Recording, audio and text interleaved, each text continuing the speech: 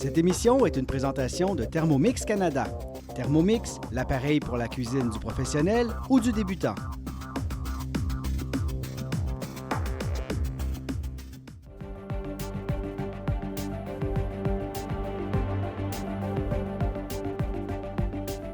Je suis Michèle Réaume et l'émission qui suit est mon projet d'accès. Bon visionnement!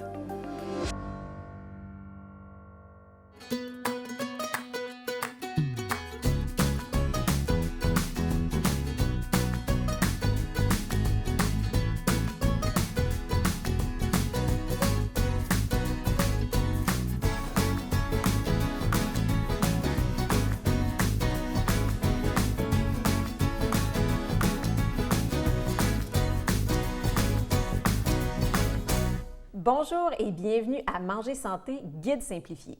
Cette semaine, on parle de sucre, surtout on parle de réduction de consommation de sucre et on parle de dessert santé. Et ça, c'est un sujet qui me passionne parce que j'ai un parcours particulier un peu avec le sucre et je vous en parle à l'instant. Mon histoire avec le sucre débute il y a peut-être environ 15 ans lorsque mon parcours avec l'alimentation santé a débuté. J'ai commencé à lire surtout sur les conséquences de nos choix alimentaires sur la planète, mais je m'intéressais plus ou moins au sucre. Et environ 5 ans plus tard, alors que mon conjoint et moi, on était de véritables bébites à sucre, donc on consommait du dessert, mais surtout beaucoup de sucre caché et raffiné dans nos condiments, nos déjeuners, nos collations, c'est là que j'ai commencé à lire sur les effets du sucre sur notre santé. Et ça, c'est un point crucial dont je vous parle aujourd'hui. Lire sur les effets que le sucre a sur notre corps parce que lorsqu'on a un pourquoi, c'est beaucoup plus facile de trouver le comment. Quand j'ai commencé à lire des livres, il y a un livre qui m'a particulièrement accroché qui s'appelle « Chasseur de sucre » et je vous le recommande. Ce livre-là m'a amené à proposer un défi à mon conjoint de passer 28 jours, donc un mois, sans sucre ajouté. On avait droit aux fruits, mais plus de desserts, plus de gâteaux, de collations qui contenaient des sucres raffinés. On faisait aussi attention à tout ce qui était condiments, donc les ketchup, les mayonnaises, les beurres d'arachide au déjeuner qui contenaient du sucre. On éliminait tout ça. Ce 30 jours-là a changé notre vie, littéralement, parce qu'on a réalisé à quel point on était accro. Le sucre, c'est réellement comme une drogue et donc, lorsqu'on fait un sevrage, on voit des effets sur notre corps. Nous, pendant la première semaine, évidemment, le sucre nous manquait énormément, mais on se réveillait la nuit en sueur, on avait des maux de tête. Mais dès le 10e jour environ, dès la 2e semaine, on a vu une amélioration incroyable de notre condition. Moi, j'ai vu que j'avais une plus belle peau. Mon conjoint qui faisait des tendinites à répétition a vu une amélioration de ses symptômes. Il y avait aussi des sautes d'humeur souvent en après-midi. Ça s'est grandement amélioré. Et moi, à la fin du mois, j'avais même perdu du poids. Ce qu'on a réalisé aussi, c'est que nos papilles se sont réhabilitées, si je peux dire, parce que le sucre, c'est un peu comme le sel. Plus on en mange, plus on en veut, mais quand on arrête d'en consommer, nos papilles se réhabituent à des goûts naturels. Donc, manger un ananas, c'est devenu comme une nouvelle expérience en soi. J'ai parlé des effets qu'on avait sur le corps, moi et mon conjoint, dans la première semaine où on a réduit notre consommation de sucre. Et ça ressemblait finalement à des drogués en sevrage. Bien justement, la raison, c'est parce que le sucre, ça ressemble à une drogue pour notre corps. Premièrement, lorsqu'on consomme du sucre, ça amène une libération de dopamine dans notre corps et on a vraiment un effet euphorique. Donc, on est content, on se sent bien, on en veut plus, on a envie d'en consommer à nouveau. Il y a un centre de recherche à l'Université de Columbia qui a prouvé grâce à ses études que lorsqu'on est en sevrage de sucre, les effets sur notre corps sont similaires au sevrage de la cocaïne et même de l'héroïne. Donc, ça vous donne une idée à quel point c'est addictif finalement le sucre. Je vous ai mentionné à quel point le fait de lire sur les effets du sucre sur ma santé avait fait une différence pour moi. Alors, je veux vraiment vous en nommer quelques-uns parce que malheureusement, la liste est longue. Et là, je me suis pris des petites notes pour ne rien oublier parce que vous allez être surpris. Tout d'abord, lorsqu'on consomme beaucoup de sucre, ça épuise les réserves de vitamines et minéraux dans notre corps. Ça affecte négativement le pH de notre corps. Ça nourrit les mauvaises bactéries, entre autres le candida. Donc ça peut affecter la flore intestinale, ça peut affecter négativement toutes les bonnes bactéries, l'équilibre entre les bonnes bactéries et les mauvaises dans notre corps. Vous augmentez vos risques d'ostéoporose, de diabète et de cancer lorsque vous consommez beaucoup de sucre. Vous mettez beaucoup de stress sur votre système nerveux, votre système hormonal, vos glandes surrénales aussi. Vous augmentez l'inflammation dans votre corps. En 2004, il y a un journal qui s'appelle Metabolism aux États-Unis qui a publié une étude où on expliquait qu'on a donné une boisson sucrée à des diabétiques et on a attendu environ 1 heure et on a testé le niveau d'inflammation dans le corps et on a réalisé que le taux avait augmenté considérablement et que ça durait pendant au moins 3 heures. Le sucre a un effet similaire sur notre système immunitaire aussi. Lorsque vous consommez 1 cuillère à thé de sucre, pendant 4 heures, votre fonction immunitaire est réduite de 50 %.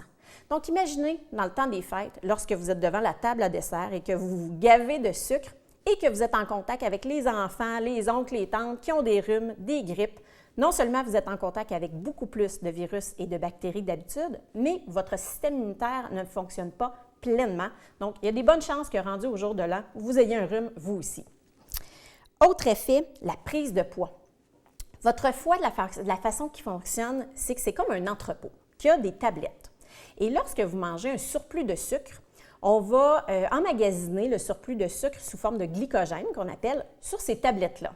Mais malheureusement, vous n'avez pas un nombre de tablettes infini. Lorsque les tablettes sont toutes remplies, le glycogène va retourner dans le sang et se transforme en acide gras ou triglycérides et c'est ça qui crée le fameux muffin top en anglais qu'on appelle le fameux pneu, le type d'obésité qui augmente votre risque de diabète et de maladies cardiovasculaires. Donc ça, on ne veut pas ça.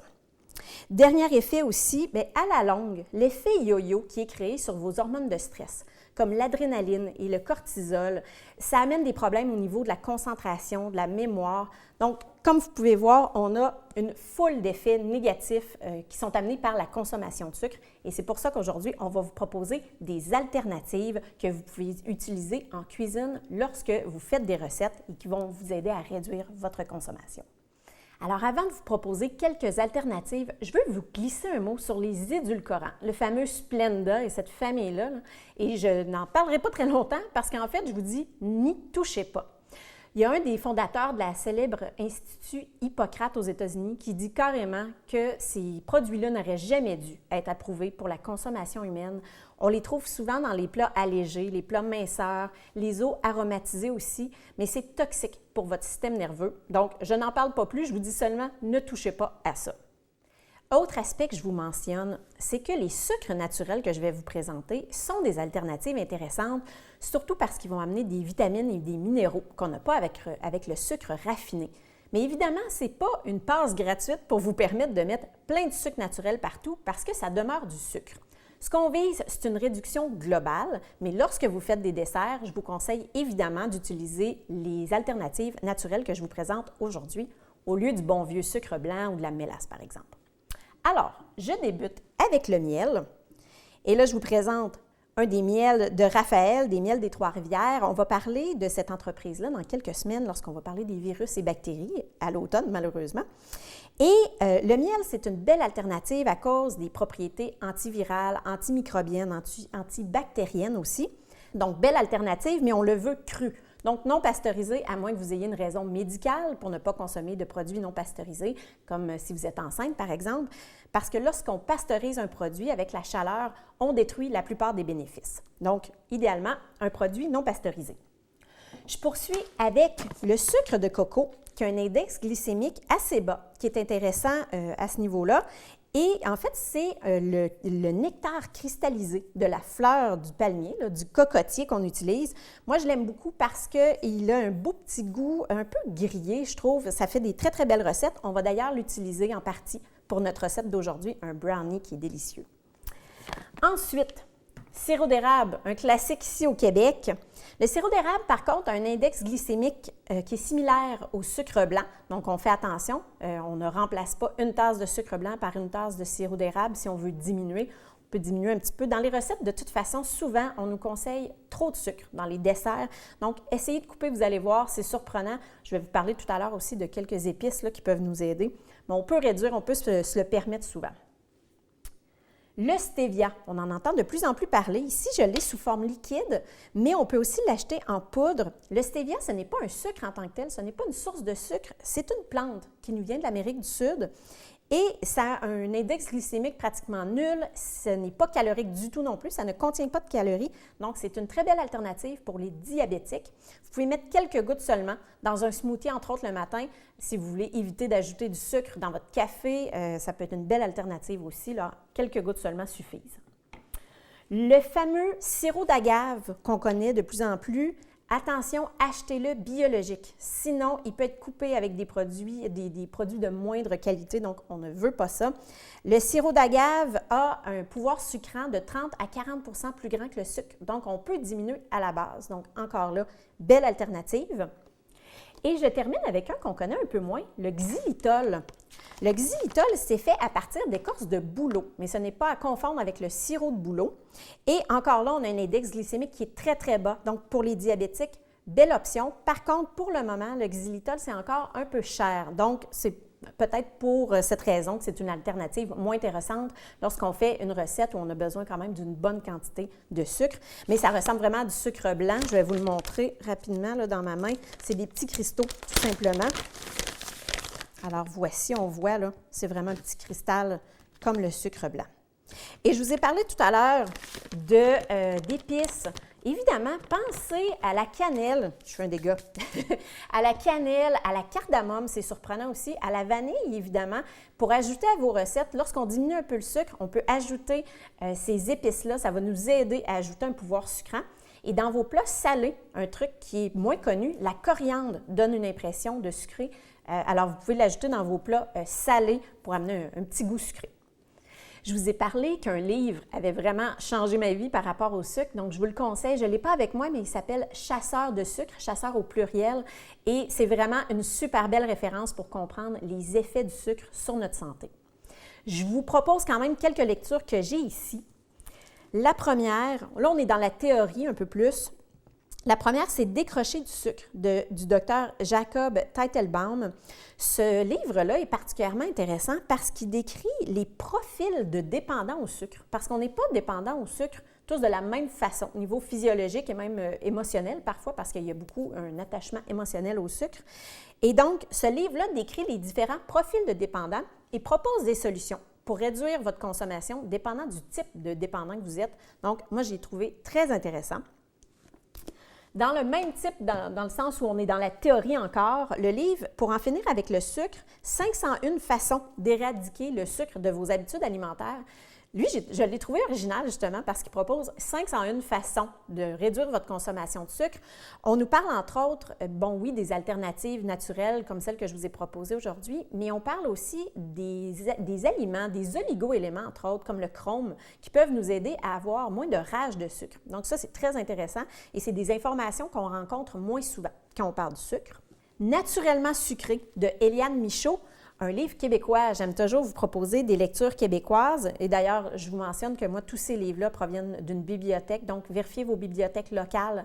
Souvent, sont faciles à trouver. Et donc, naturellement sucré est agréable parce que les recettes qu'on nous propose sont souvent des classiques. Donc, le bon vieux gâteau carotte, le gâteau forêt noire. Et là, c'est vraiment un livre entièrement de recettes, très moderne. Les photos sont belles, les images sont belles. Donc, si vous voulez cuisiner en réduisant le sucre, intéressant. Et d'ailleurs, il y a des alternatives végétaliennes sans gluten aussi. Donc, si vous avez des allergies ou des intolérances, c'est une belle option aussi. Le dernier que je vous propose, je vous ai parlé de mon mois sans sucre, qui, moi, avait vraiment fait la différence. Évidemment, un mois complètement sans sucre, ça peut être intense. Pour certains, ça peut être un programme choc un peu. Donc, le livre « La méthode sans sucre », c'est un programme de 12 semaines pour réduire votre consommation. Alors, moi, je l'ai vraiment aimé parce qu'évidemment, c'est un peu plus facile pour les gens qui, consomment beaucoup de sucre, mais qui ne veulent pas arrêter d'un coup. Donc, belle méthode, je vous le conseille. Et encore là, facile à trouver en librairie et à la bibliothèque. Alors, on se prépare à se lancer en cuisine. Tout d'abord, on fait un brownie à partir de purée de prunes et on va l'accompagner d'une crème glacée sans produits laitiers, faite maison avec des bananes et du beurre d'arachide.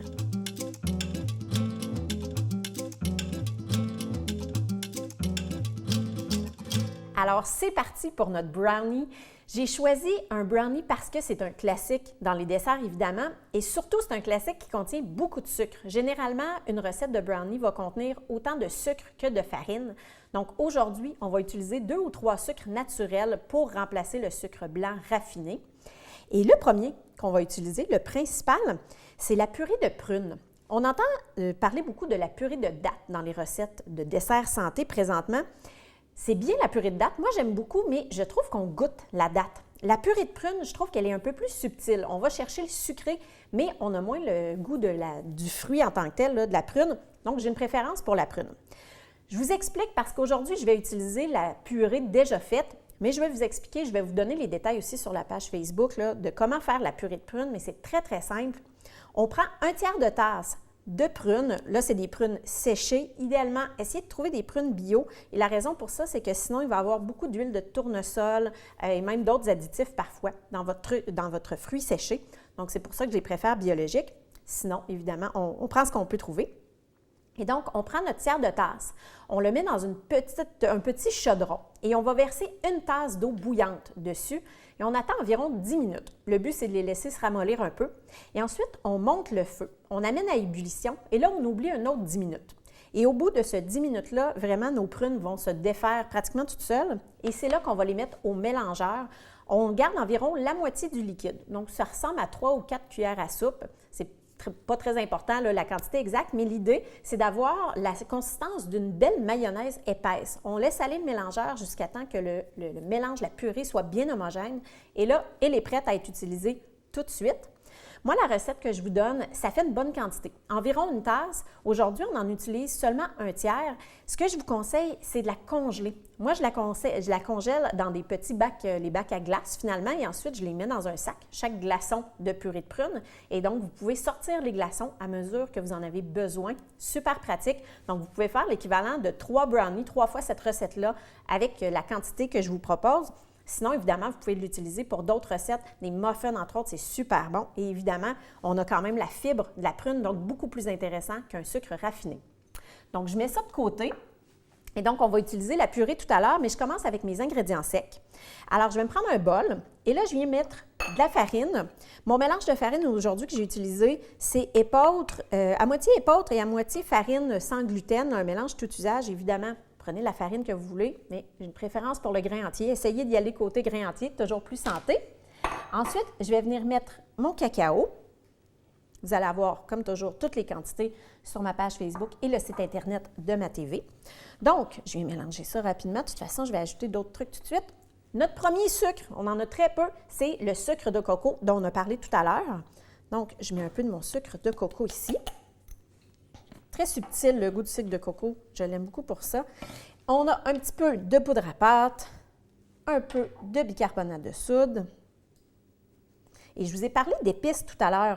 Je viens mettre une bonne pincée de cannelle et je vais mettre un tout petit peu de cardamome. Allez-y doucement au début, la première fois que vous faites ce brownies-là, mettez-en très peu pour voir si vous aimez le goût, mais c'est surprenant le résultat que ça donne. La petite cardamome, on ne la goûte pas vraiment, c'est comme la cannelle, c'est juste qu'on a une impression de sucré. Donc, ça aide à avoir un brownies qu'on a l'impression qui est très, très sucré, qui est très riche, mais en fait, il n'y a pas beaucoup de sucre. Et évidemment, je mets toujours une petite pincée de sel. Ici, j'ai une petite fleur de sel pour faire ressortir les saveurs. Donc, je mélange bien. Donc, ça, c'est prêt. Je garde ça de côté. Et là, je vais venir faire mes ingrédients humides. Donc, je débute avec un peu de sirop d'érable. Vous voyez ici, on a 1/4 de tasse. Donc, c'est très peu. Nos sucres, sucre de coco, sirop d'érable, sinon, c'est les prunes et c'est tout. Donc, évidemment, vous pourriez faire cette recette-là avec de la purée de dattes aussi, puisqu'on est dans la purée de fruits. Je vous ai parlé des dattes tout à l'heure. J'ai un petit peu d'eau. J'ai ma fameuse purée de prunes. Alors, vous voyez la consistance que ça donne. Là, je vous disais tout à l'heure, ça devient quand même assez homogène. Des fois, on a quelques petits morceaux là, de prunes qui restent, mais quand même, ça fait vraiment une belle purée. En s'assurant qu'elle est homogène, évidemment, on va s'assurer de ne pas goûter là, la prune, de ne pas avoir de morceaux. Et mon truc pour qu'elle soit belle, moi, ce que j'ai réalisé à force de faire cette recette-là, parce que les premières fois que je la faisais, j'avais des morceaux de prune. Le truc, c'est de garder votre mélangeur bas. Lorsque vous faites la purée, c'est surprenant, hein? Mais parfois, on a tendance à mettre notre mélangeur beaucoup trop vite, à une vitesse beaucoup trop élevée, beaucoup trop rapide. Donc, descendez la vitesse. Si vous voyez que ça se mélange mal, descendez un peu. Au besoin, si c'est trop épais, rajoutez un petit peu du liquide dans lequel les prunes ont cuites. Et un peu d'huile de coco, je l'ai fait fondre. Évidemment, là, on veut que ça se mélange bien. Donc, je l'ai fait fondre avant de l'ajouter à mes ingrédients humides. Et donc, je mélange rapidement, mais en fait, j'ai plus ou moins besoin de les mélanger parce que ça s'en va au mélangeur. Donc, je vais mélanger rapidement, quelques secondes. Ça n'a pas besoin de beaucoup de temps, comme ça. Et là, je vais ralentir un petit peu, comme ça. Et je vais venir ajouter mes ingrédients secs tranquillement. Je ralentis juste pour pas que ça revole, parce que sinon, vous allez avoir le cacao dans le nez. Je vous le dis. Et c'est super simple, cette recette-là, justement. C'est les seules étapes. On n'a pas d'étapes compliquées à alterner, là, ingrédients humides, ingrédients secs. On combine tout simplement ensemble comme ça. Et là, soyez pas surpris. Les gens font le saut la première fois qu'ils font cette recette-là. La pâte est hyper épaisse, mais vraiment hyper épaisse. C'est normal, vous voyez, je vais vous montrer, là. Ça a complètement pris dans mon mélangeur. Je donne un dernier petit coup. Et voilà. C'est normal, inquiétez-vous pas. Donc, vous voyez, là, je vais vous le montrer. C'est super épais, c'est carrément collé dans mes batteurs. C'est normal, c'est la bonne texture, c'est ce qu'on veut. Et donc, là, je vais prendre ma spatule. Et je vous dirais que pour cette recette-là, là, les mains fonctionnent super bien. En cuisine, souvent, on se sent mal d'utiliser nos mains. Lavez-vous les mains comme il faut et plongez. Parce que souvent, sinon, on se bat avec la pâte. Et donc, celle-là, comme vous voyez, elle est hyper épaisse. Donc, je vais tasser mon batteur ici. Et j'ai pris un moule à pain. J'ai mis un papier parchemin. Évidemment, quand il est question de brownie, vu que souvent, il y a beaucoup de sucre, ça colle sur les moules. Donc, prenez un bon papier parchemin. Souvent, ça va aider. Et là, je viens verser ma pâte dans mon moule. Vous voyez comment c'est épais, c'est fou. Et gardez votre spatule pas loin. Moi, mon truc, justement, soit les mains ou soit la spatule. Donc, on aplatit comme il faut. Et là, notre four est à 350. Moi, mon four chauffe beaucoup. 10 minutes, c'est amplement suffisant. Le truc, ne cuisez pas trop. Ce brownie-là, on veut que le dessus soit bien ferme, l'intérieur moelleux. Quand vous trempez, quand vous plongez un cure-dent, l'habitude, la règle, c'est qu'il faut qu'il soit propre. Ce n'est pas le cas avec cette recette-là. On veut qu'il reste un peu de pâte. C'est ça qui va faire que le brownie à l'intérieur va être bien moelleux. C'est un peu le mi-cuit qui rencontre le brownie. Donc, 10 minutes, 12 minutes peut-être à 350 et je vous reviens avec le résultat final. Pour avoir les recettes de l'émission, pour en savoir plus sur mes services et pour connaître les dates de mes ateliers et retraites santé, je vous invite à visiter ma page Facebook. Alors, on a notre résultat final, notre brownie moelleux à l'intérieur, un peu plus ferme à l'extérieur. Il est vraiment chocolaté. Ce brownie-là est assez riche au niveau du goût, donc des petites tranches, c'est amplement. Et je vous mentionne, lorsqu'on le sort du four, assurez-vous de le laisser refroidir complètement. Sinon, quand vous allez vouloir le couper, il va être un petit peu plus difficile, là, il va être un peu plus friable, si je peux dire. Donc, il est prêt. Moi, j'avais envie de l'accompagner d'une crème glacée. Ce n'est pas réellement une crème glacée parce qu'on n'est pas avec les produits laitiers. On ne travaille pas avec les produits laitiers aujourd'hui. On travaille avec des fruits congelés. On entend de plus en plus de versions de crème glacée avec des fruits congelés. Et le fruit par excellence pour ça, c'est la banane. Là, j'ai mon petit sac parce que je congèle des bananes que je garde toujours au congélo, qui peuvent servir pour les smoothies aussi. Et ce qu'on fait, c'est qu'on coupe notre banane en tranches. Et on met nos tranches sur une plaque à biscuits et on la met au congélateur pendant quelques heures. Le but, c'est que vraiment nos tranches soient bien congelées. Et ensuite, en les défaisant de la plaque, là, on peut les mettre dans un sac comme ça, les garder au congélo. Quand vous les gardez longtemps, que vous faites une bonne quantité, moi, je vous conseille de mettre 2 sacs. Moins il y a d'air dans votre sac, moins il y a de chances que ça fasse de la glace. Et là, j'ai l'équivalent de 3 bananes aujourd'hui parce que la petite crème glacée, fausse crème glacée que je veux utiliser pour accompagner mon brownies, nécessite 3 bananes. Donc, très simple, simplissime aujourd'hui. 3 bananes et 3 cuillères à table de beurre d'arachide naturel. Donc, on n'a pas de sucre, de sel, d'huile ajoutée. On est vraiment dans le naturel. J'ai pris du crémeux. Vous pourriez prendre absolument n'importe quoi. Si vous voulez une crème glacée au chocolat, vous pourriez mettre du cacao à la place, environ 2 à 3 cuillères à table aussi. Donc aujourd'hui, c'est vraiment parce que j'ai eu envie de l'aromatiser à l'arachide, mais vous pourriez faire n'importe quelle saveur. Donc, belle option à garder l'été. La petite banane congelée. Alors, très simple, une étape, on met tout ça dans le mélangeur. Donc, je mets mes tranches de banane et je viens ajouter mon beurre d'arachide.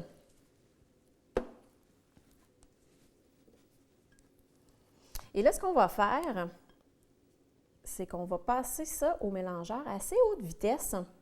Et vous ne faites pas le saut, là, au début, ça va avoir une texture granuleuse. Vous allez dire, c'est pas de la crème glacée, mais rapidement, la texture se transforme. Donc, laissez-le aller vraiment jusqu'au moment où vous allez avoir une belle texture de crème glacée. Je vais vous montrer, là, dans mon cas, ça va assez vite. Alors, je vous montre ça. On part ça.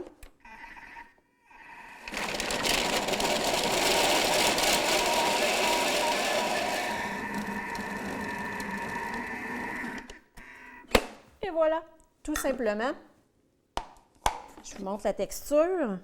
C'est hyper simple. Et donc là, je vais prendre ma petite cuillère à crème glacée. C'est fou, là. On dirait vraiment une crème glacée du commerce. J'ai la difficulté avec ma petite cuillère. Je vais mettre quelques boules comme ça. Et vous pouvez la remettre au congélateur si vous voulez. Si jamais vous passez au mélangeur trop longtemps, remettez-la un petit peu au congélateur. Et voilà. Alors, on a notre petit dessert santé. Beaucoup moins de sucre qu'un dessert classique. La semaine prochaine, on parle d'alimentation optimale pour la peau. Donc, on va parler des aliments qui sont vos alliés pour avoir une super belle peau. Et on va même faire une recette de cosmétiques maison. À la semaine prochaine!